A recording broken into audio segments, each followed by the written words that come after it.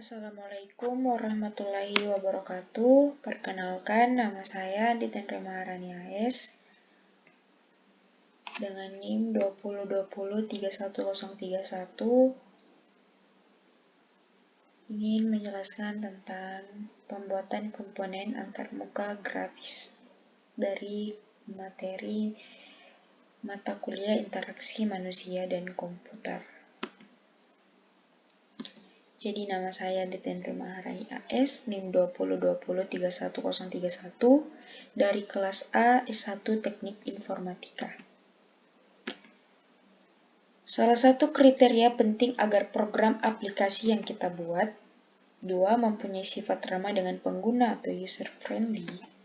3. Adalah program aplikasi tersebut haruslah mempunyai tampilan yang menarik perhatian user, biasanya berkaitan dengan antarmuka grafis yang mempunyai banyak kelebihan dalam memperindah tampilan dibandingkan dengan tekstual.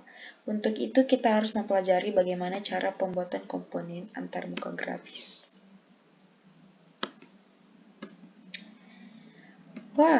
Komponen antarmuka grafis yaitu bentuk-bentuk tampilan antarmuka yang dipakai pada paket-paket program aplikasi, baik yang bekerja pada mode teks maupun pada mode grafik.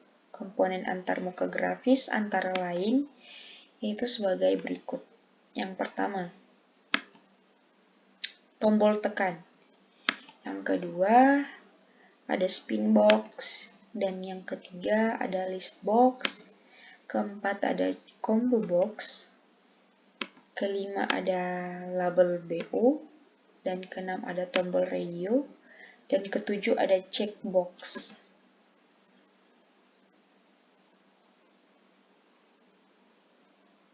Yang pertama, tombol tekan. Digunakan untuk mengaktifkan suatu aktivitas apabila tombol tersebut ditekan menggunakan mouse atau klik mouse. Jenis tombol dinamakan tombol tekan karena ketika kita menekan klik tombol tersebut maka akan terlihat bahwa seolah-olah tombol masuk ke dalam layar monitor, seperti halnya ketika kita menekan sebuah tombol pada HP atau smartphone.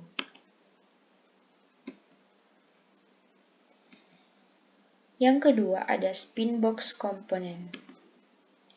Komponen antarmuka grafis yang digunakan untuk mengatur nilai suatu peubah biasanya bertipe numerik dengan menambah atau mengurangkannya dengan suatu nilai tertentu dan nilai maksimum dan minimum pengubah dinyatakan dengan jelas. Pada dasarnya, sebuah spin box digunakan untuk menampilkan suatu peubah saat itu dan kemudian nilai peubah tersebut akan bertambah ketika user menekan tombol dengan anak panah ke atas atau berkurang ketika user menekan tombol anak panah ke bawah. Pertambahan atau pengurangan nilai peubah tersebut dapat diatur sesuai kebutuhan. Yang ketiga, ada list box. Digunakan untuk menampilkan sejumlah pilihan yang tersedia yang dapat dipilih oleh pengguna program.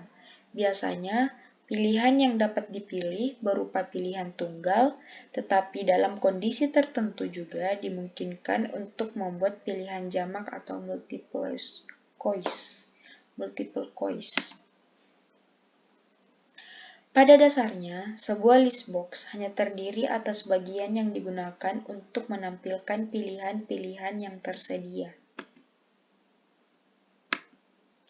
Terkadang terjadi suatu keadaan di mana panjang suatu pilihan lebih besar dibandingkan dengan lebar list box. Untuk itu, list box tersebut harus ditambahkan penggeser atau scroll bar, baik vertikal maupun horizontal. Yang keempat, ada combo box. Mempunyai fungsi yang sama dengan list box, yaitu untuk menampilkan sejumlah pilihan yang dapat dipilih secara bebas oleh pengguna. Dua perbedaan antara list box dengan combo box yaitu: yang pertama, Jika pada list box semua atau sebagian pilihan yang tersedia langsung akan terlihat, sedangkan pada combo box, pilihan tidak akan terlihat sampai pengguna menekan tombol kontrol. Yang kedua, pada list box penggunaannya dapat memilih pilihan yang tersedia, sedangkan pada combo box, pengguna dapat memasukkan pilihan yang mungkin tidak ada dalam daftar pilihan yang tersedia.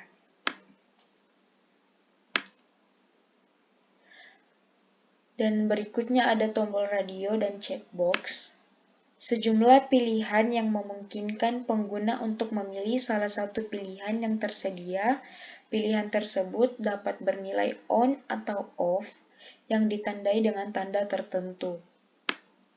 Checkbox yaitu sejumlah pilihan yang memungkinkan pengguna untuk memilih salah satu atau lebih pilihan yang tersedia. Dan yang terakhir ada label box. Digunakan untuk memberikan komentar atau memberi nama pada masing-masing komponen antarmuka grafis. Jadi, sekian dari tampilan PowerPoint saya, tugas materi mata kuliah dari interaksi manusia dan komputer. Terima kasih sebelumnya dan mohon maaf apabila ada salah kata atau ucapan.